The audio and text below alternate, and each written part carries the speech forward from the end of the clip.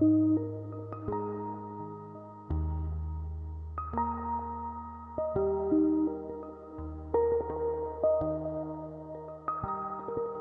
everybody to the SESYNC seminar, part of our regular series. I'm very pleased to be able to introduce today's speaker, and that is Dr. Renee Obringer.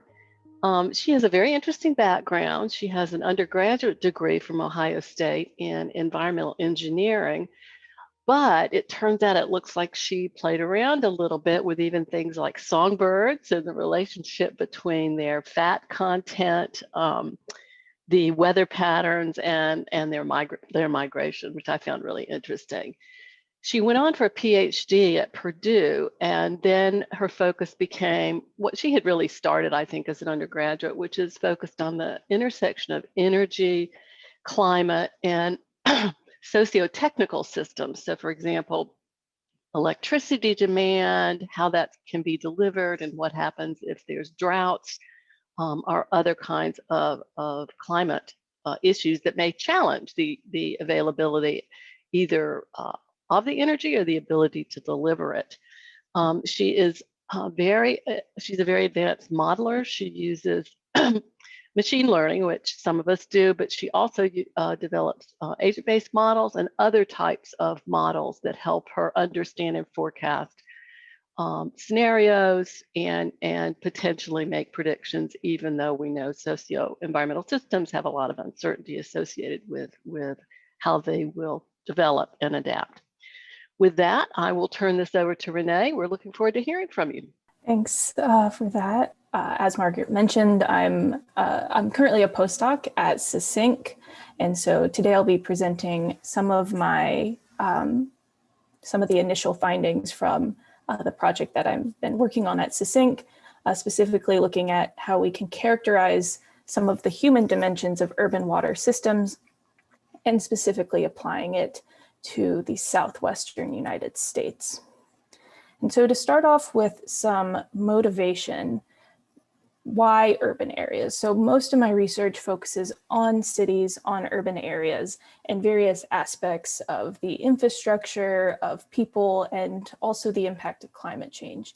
And the primary reason for my decision to focus on urban areas is just the sheer number of people that currently live in urban areas and will continue to live in urban areas. So recent estimates are predicting that by 2050, over or close to 70% of the world's population will live in urban areas. And those people will need to be provided with services, water, electricity, transportation, food, all of these different necessities, as well as some amenities that people have come to expect when they live in these urban areas.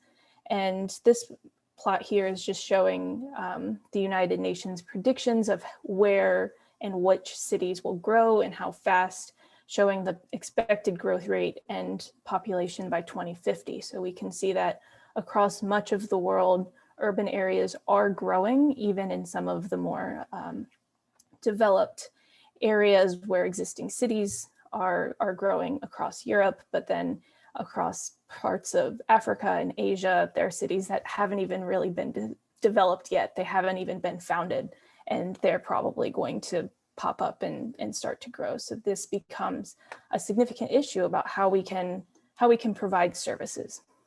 And that brings me to the second piece of motivation, which is why water systems.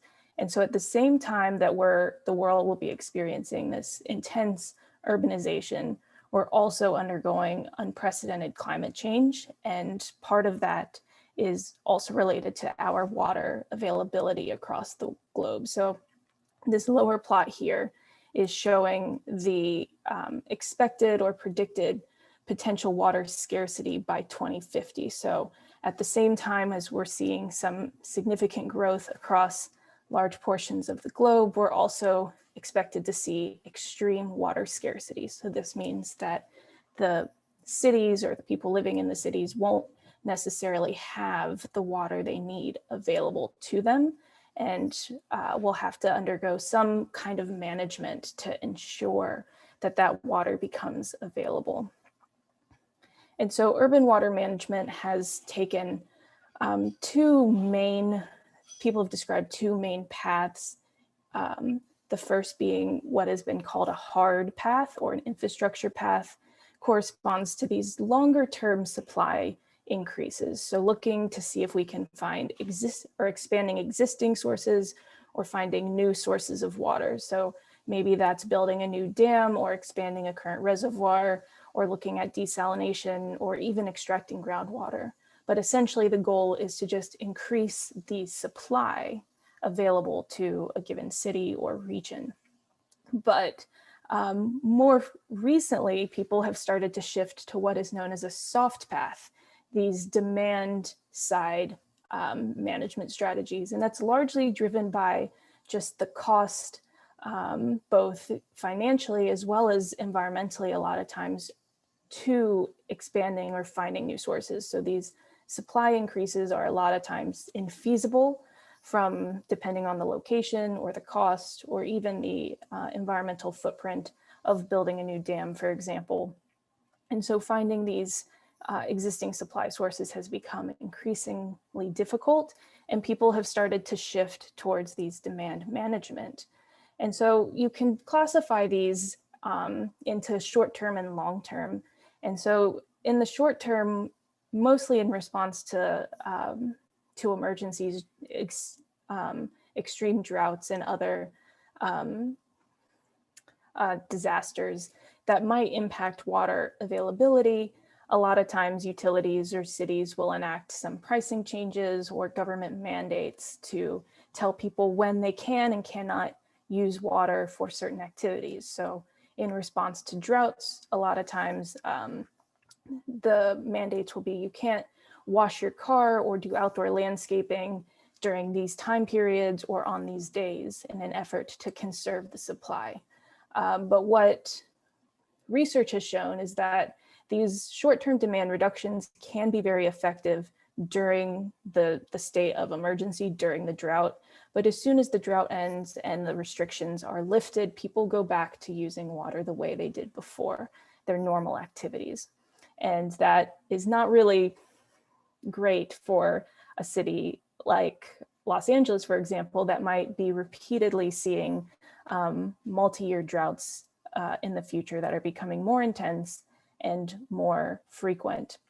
And so cities have shifted towards looking at more long-term reduction or demand management, trying to sort of nudge behavior, encourage more conservation among residents, and do that through offering rebates for low flow appliances, for example, or encouraging people to adopt more drought tolerant landscaping, but just general activities that in the long term might actually end up being more effective.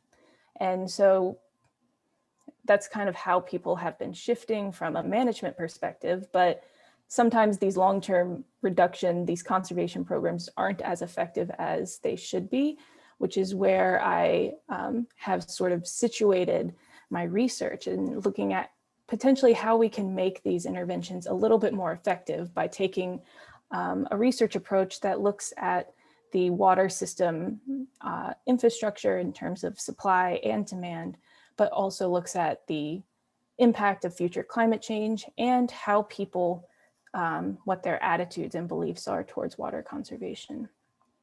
So in particular, my research for my postdoc is focusing on 3 cities within the Southwestern United States: Denver, Las Vegas, and Phoenix. And these cities all rely on the Colorado River for their primary source of water. And so they're related within the basin. It's highly managed, and they each have their own allocation.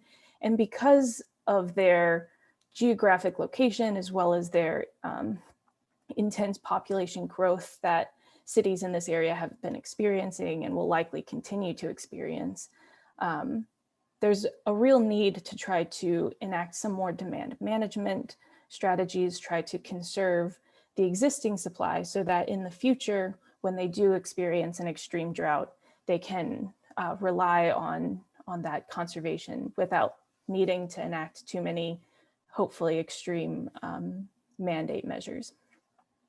So the first question that I'm trying to answer in this research and what I'll be talking about today is looking at the archetypes of consumer attitudes towards water conservation.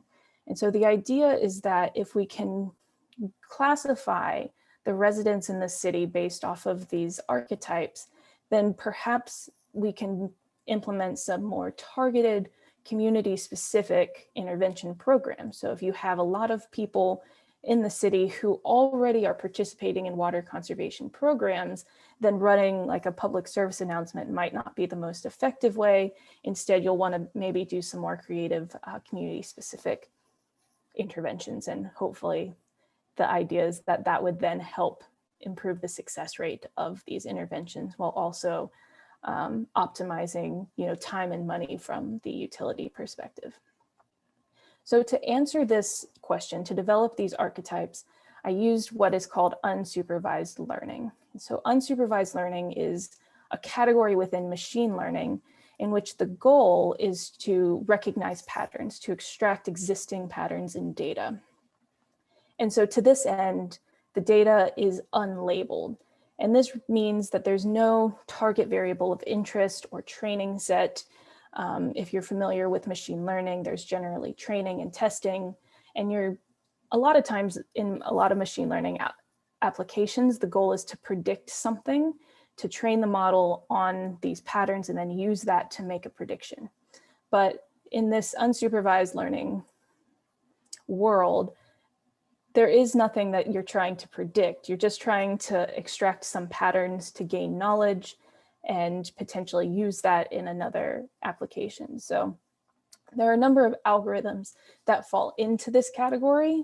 By far, the most common is clustering. So you're trying to group data based off their similarity. But there are also what are known as association algorithms, which try to identify sequences in the data that you might not see through some more traditional time series analysis or other more linear models. And there's also dimensionality reduction techniques, which are generally used in more of a stepwise fashion as part of a larger modeling framework. And really they help reduce the complexity of your data so you're not working with as big of a data set as you might have started with. But today I'll be focusing on clustering, as the goal is to identify these archetypes, and those are based off of these clusters of similar survey respondents, which brings me to the data. So the surveys that I'm using for my main source of data were conducted in 2018. They were conducted across Denver, Las Vegas, and Phoenix, and they had about 3,000 responses, and they were fairly well distributed across the cities. And this was about a 28% response rate. The survey questions in particular touched on sort of four main categories, the first being water management strategies, as well as attitudes towards existing water management policies and the management regime, I guess you could say. And so asking people how they felt about how their water is currently managed, how they would feel about some more potentially novel strategies like treating wastewater directly for drinking water, or obtaining or treating and distributing water via renewable energy only, kind of just gauging how they felt about these different strategies. There were also questions on climate change and how people felt climate change may or may not affect their local community. A number of questions that focused on personal knowledge and responsibility for water conservation, as well as participating in existing programs. And then finally, awareness of any local drought management plans. So this is the modeling framework that I followed when I went through this analysis. So it starts with data collection, including that survey data. And the actual clustering was done across two main steps. The first step I ran what is known as a self-organized map algorithm, which is an advanced clustering technique that is based off artificial neural networks. And the outcome is a map of sorts that contains nodes. And within each node, there are the survey respondents in this case that answered the questions most similarly. And this algorithm has just been shown to be a really good classifier and takes into account a number of different patterns and ultimately can combine all of this complex data into these nodes. But ultimately 30 nodes, 30 archetypes isn't very wieldy in terms of trying to design some of these more community specific programs. And so I did a second step. I did more of a meta clustering then using hierarchical clustering on the SOM nodes. So I went from 30 SOM nodes to 7 clusters of nodes, and these 7 clusters became the archetypes. So we can talk more about that following the presentation, but I wanted to delve into the results. So here are the sort of the results of the archetypes. So on this radar plot, the closer an answer, so what they're showing is the average answer for an archetype for each question. The closer they are to the center, the more likely this archetype is the more likely this archetype would be to disagree with the question itself. And then the closer they are to the outside, the more likely the archetype would agree with the question. And to kind of walk around counterclockwise here to explain some of the questions. Question 1 represents the need for change in management. So how essentially what the consumers or residents' attitudes are towards their current water management group. Question 2, in all of its iterations, represent the different strategies, treating wastewater, using renewable energy, mandates to reduce water consumption, things like that. Question 5 is the climate change question, how strongly they feel climate change will affect their community. Question 6, both A and B represent personal knowledge. So how strongly residents rate their personal knowledge of water conservation programs. Question 7, A and B, represents personal responsibility. So how strongly do they think that they have a personal responsibility to conserve water, to participate in these programs? And 8 and 9 are awareness of local drought management plans. And so I wanted to talk in depth about for a few of these archetypes, the first being archetype 3 over here. And so archetype 3 strongly agrees that there is a need for management change, and they also support a number of these strategies. They have some of the strongest support for these strategies, even some of the potentially more radical strategies like treating wastewater. And they also believe that climate change is a significant issue affecting their community. What is interesting for archetype 3 is question 6 and 7. And so I'll start with question 7, that's personal responsibility. So archetype 3 rates their personal responsibility as quite high. They strongly agree that they have a personal responsibility to conserve water, to participate in these programs. But in question 6, they have some of the lowest rankings for their personal knowledge. So while they believe they have a strong responsibility to conserve water and to participate in these programs, they don't think they have the knowledge to do so.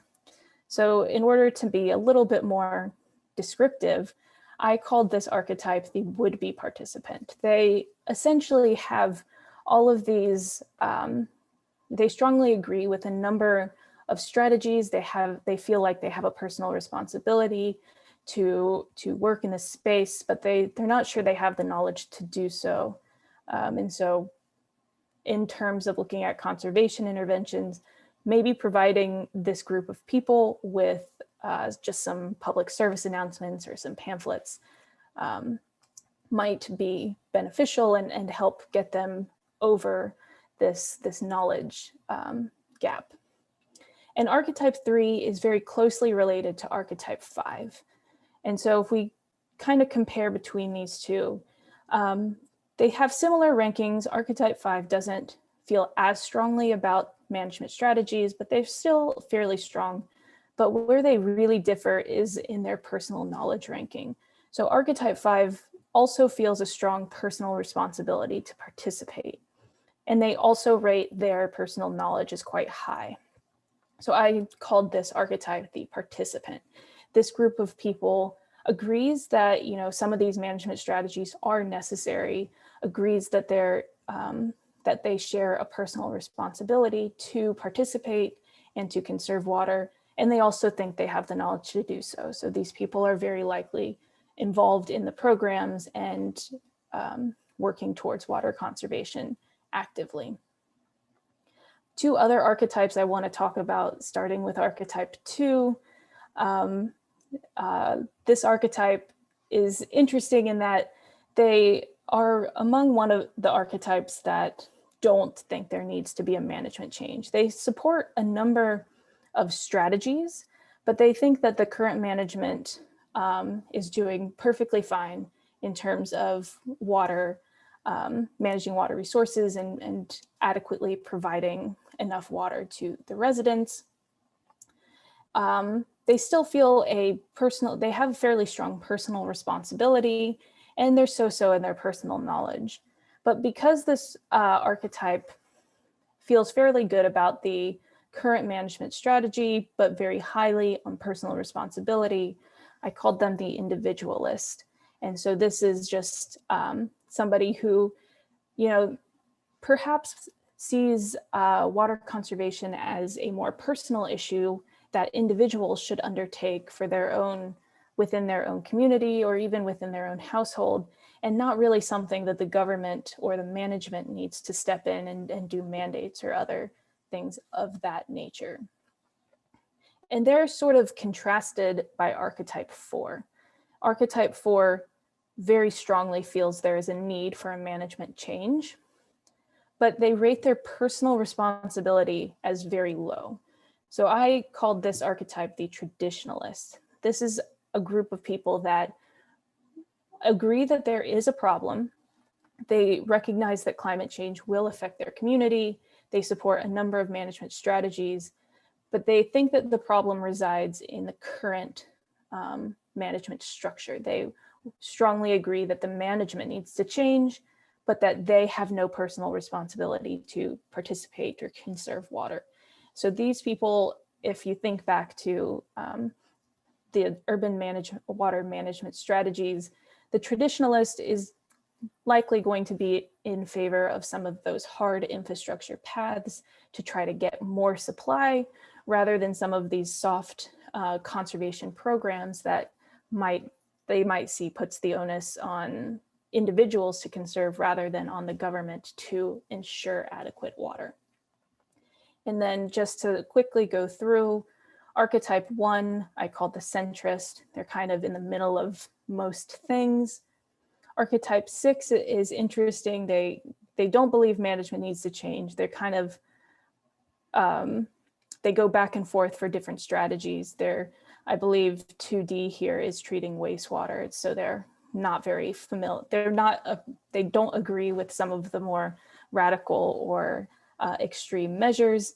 What's interesting about archetype 6 is that they strongly disagree that climate change will affect their community. Potentially, they even deny that climate change is an issue, but they have some of the highest rankings for their own personal knowledge. And so I called this archetype the confident denier. They're very confident that they have the knowledge to conserve water, to solve any issue related to water, but they don't believe that it's a problem in the first place and that management doesn't need to change. So they're an interesting sort of paradox in a way. And then archetype 7 has some of the lowest rankings for personal knowledge and awareness of plans. They're don't think management needs to change. They're kind of on the lower end of a lot of these issues, so I called this archetype the disengaged.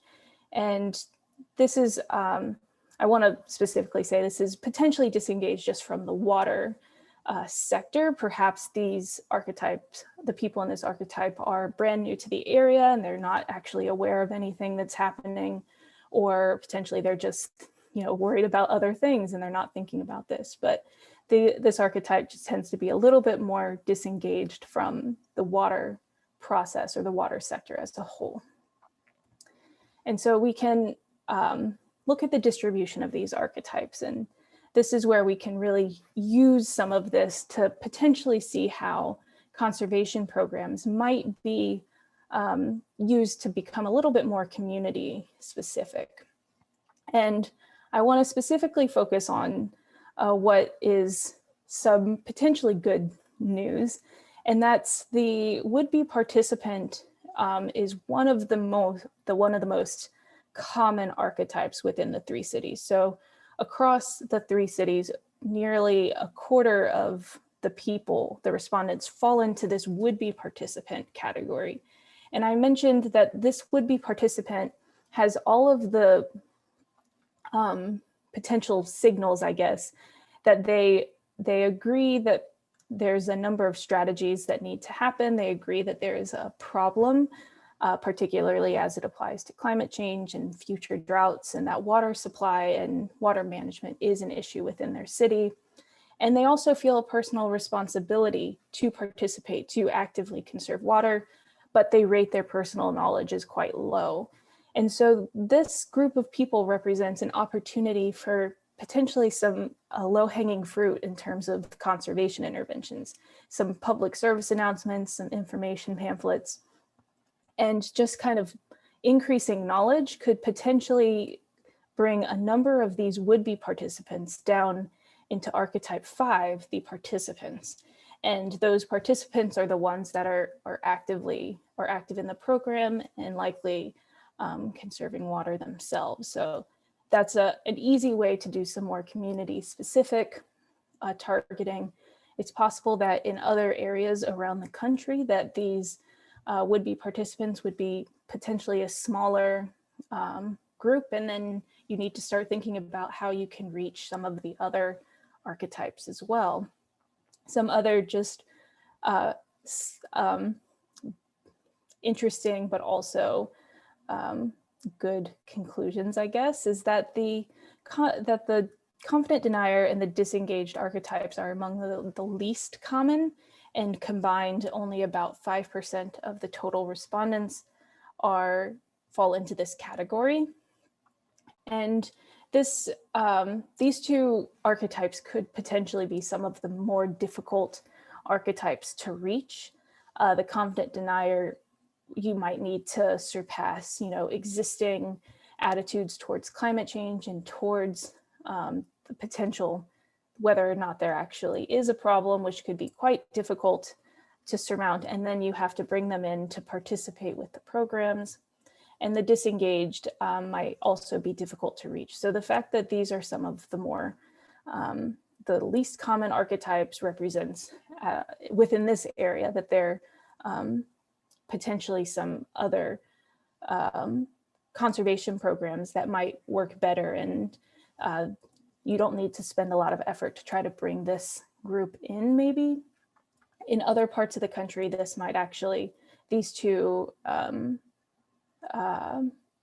archetypes might be more common, and so you might have to start to think how you could bring them in, and especially if they represent a majority of the people, and trying to just get a lot of people on board with some of these programs. So to summarize, we found that there were 7 consumer archetypes, and of those archetypes, the would-be participant was one of the most common across the 3 cities, and the disengaged and confident denier archetypes were among the least common. And so going forward, the next couple questions that I'm gonna be looking into is how does this distribution of archetypes impact water availability in the present?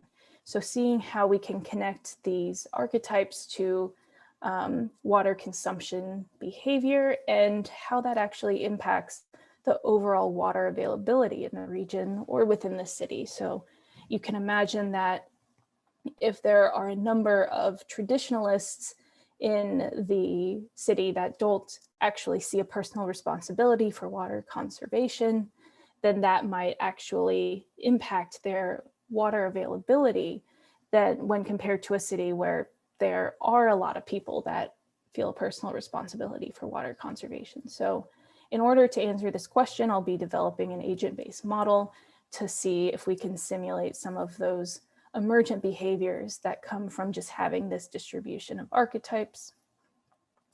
And then the final kind of next step following the agent-based model is to then look into the future and see what the impacts due to climate change are, and also potentially looking into some different policies, or also what would happen if there is a cultural shift and people started moving in and out of different archetypes.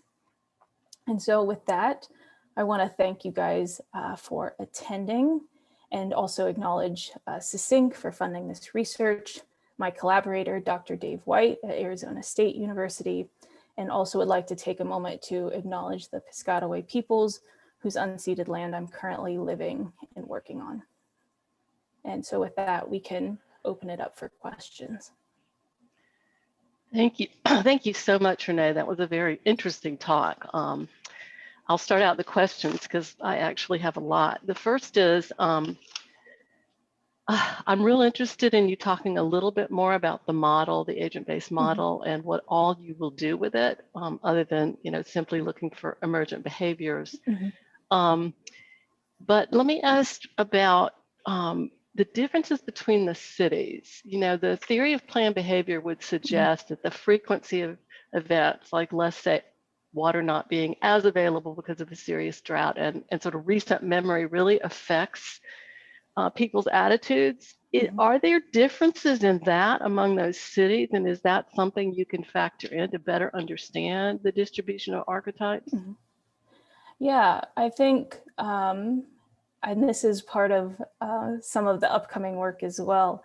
When we go to publish these results, I want to include a discussion on how these are different and what some of the different reasons for this. And I think it's interesting that Phoenix, for example, has some of the largest percentage of traditionalists within their city. And I've recently read a few papers that talk about Phoenix being an oasis, and how a lot of the residents, particularly the older residents in the city, view Phoenix as this oasis within the desert. They have always had plenty of water, whether that's groundwater or through their allocations from the Colorado River.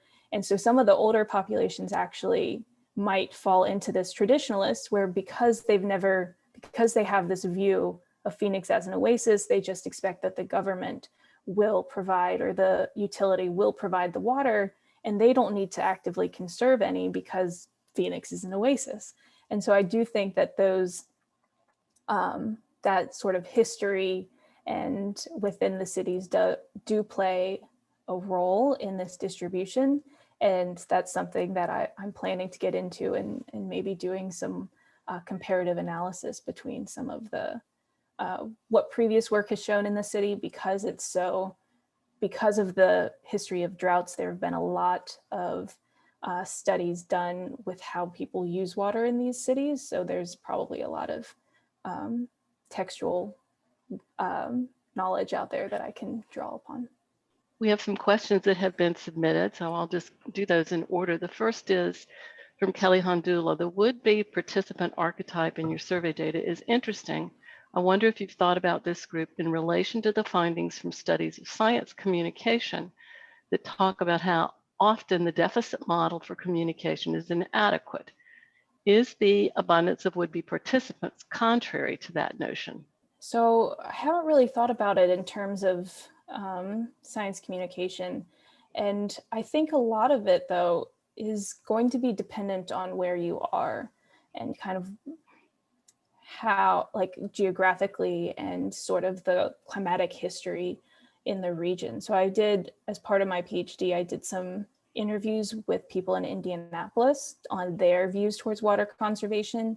And I didn't do any of this archetype analysis, but I would guess that there were very few would-be participants and a lot more potentially disengaged archetypes, as well as maybe some traditionalists who don't really think about water, because the history of the region is very water rich. And a lot of times they're worried more about floods than they are about drought. And so I'm not sure that the abundance is contrary to it. I think the history of this region might be playing into that, and especially with the current growth and a lot of people migrating into this region from other areas of the country, potentially bringing some more pro-environmental notions, potentially younger people. But yeah, I think it would be really interesting to dig into some of this distribution of archetypes. So that sort of feeds directly into another question that was asked by someone else. Are you able to match survey responses with demographic information or spatial distribution of the respondents? For example, are they urban, suburban, et cetera, to better understand why people view and understand water issues and potential solutions differently? Yeah, so we were able to match with some of the demographics. So the survey asked kind of the standard income, race, gender identities, education levels, I believe. So we were able to match with some of those. And I don't actually have those plots in my backup slides, but they were fairly well distributed across some of those major demographics. I believe that in general, the survey was biased towards older, highly educated white people. And so that also plays into the results and what we're seeing, but we don't have the addresses or the zip codes associated with the survey respondents. So it's hard to say whether they're urban or suburban. And so that's one of the limitations of this, is it's hard to get some more of this spatial information from the archetypes. We're really just looking at broad strokes. Somewhere in the city, there's, about a quarter of the respondents are would-be participants or whatever. And Evan Dennis from Indiana University says, spectacular research. Have you considered whether archetype distribution in a community actually affects policy design? He says, San Diego, which I studied for my thesis, has 23 independent water districts with different socioeconomic classes and major production activities. It'd be interesting to see how these archetypes differ across decision-making units and whether they impact which drought policies are adopted. For example, whether household water budgets or increasing rate tiers are adopted. Mm-hmm. Yeah, so I think that's really interesting. I haven't looked into it. Right now, my thought is that even just knowing the rough percentage of these different archetypes within the city can potentially improve some of the wider scale integration or implementation of these conservation programs. So if the city is trying, or the utility is trying to run a program where they offer rebates for low flow appliances, given that a large portion doesn't think they have the knowledge to do conservation, but would participate, then potentially spending a bit more time and effort doing some of these more public service announcements or offering pamphlets, rather than just expecting people to check their bill or whatever to see that is an opportunity. But I definitely think that this would be really interesting to see how the archetypes are distributed across different spatial regions, across different management areas, and also across, if they have pricing tiers, across those different pricing tiers. Okay, next question. Does the survey provide any insights into the citizen attitudes towards market-based solutions to reduce use and finance increased supply? So these are just the list of the survey questions I included. And so questions like 1 and 2 are based off of these potential solutions. So question 2D is this wastewater, but there are question 2F is about everyone contributing to reducing overall water usage, and that can that might be through a mandate or something along those lines. And so they didn't really get into too many market-based solutions, but yeah, there are a number of different strategies that they were asked about that are fairly common throughout various urban water management. Do any of these cities provide monthly information on water use? You know, like in a community, like in our community, they say, oh, you're better than everybody else in your neighborhood. Yeah, I'm not sure about that. I would assume they probably do. I believe all 3 cities are metered, if I'm remembering correctly from the data that I got. So all of them are run on metered, at least I believe so. I might be misspeaking there, but I think they're all metered. And so then in their bill, I would assume they probably do. That's a very common intervention that you use in water and electricity to kind of give you a smiley face when you're doing better than everyone and a thumbs down when you're not. Okay, last question we'll do is Fuchsia wants to know about the effect of the snowbird migration to Phoenix, and that they have 1 million more people, I guess, in the residents in the winter. Yeah, that certainly plays a role in their water consumption. The surveys themselves were just sent to people with permanent residences. And so, I mean, some of them might be the snowbirds that just have houses down there as well. Whether or not they answered is difficult to find out. But yeah, that definitely affects water consumption, and would especially if there are people coming in from areas like Indiana or Maryland that are very water rich, and they're wintering down in an area that is experiencing drought. They probably don't have the adaptive measures that you would have if you lived in a drought prone area. They're used to always having water and using it when they want. And so they might fall into those traditionalists, or potentially even some of the disengaged people if they're not living there year round as well. So they definitely would have an influence, but so far we don't really know. I don't think we've been able to extract what that influence might be. Okay, I said that was the last question, but since Dave, your co-worker, your collaborator, asked one, we'll see if you can address this. How generalizable or transferable is the analysis process for creating the archetypes? If you replicated the survey in other metro areas, would the analysis allow you to confidently compare archetypes across urban areas nationwide? I think, I think it would. If the exact survey was conducted across the areas, you could get, the responses, and the actual methodology is very transferable. So it's just can be applied to different methodology or different surveys, different types of data sets.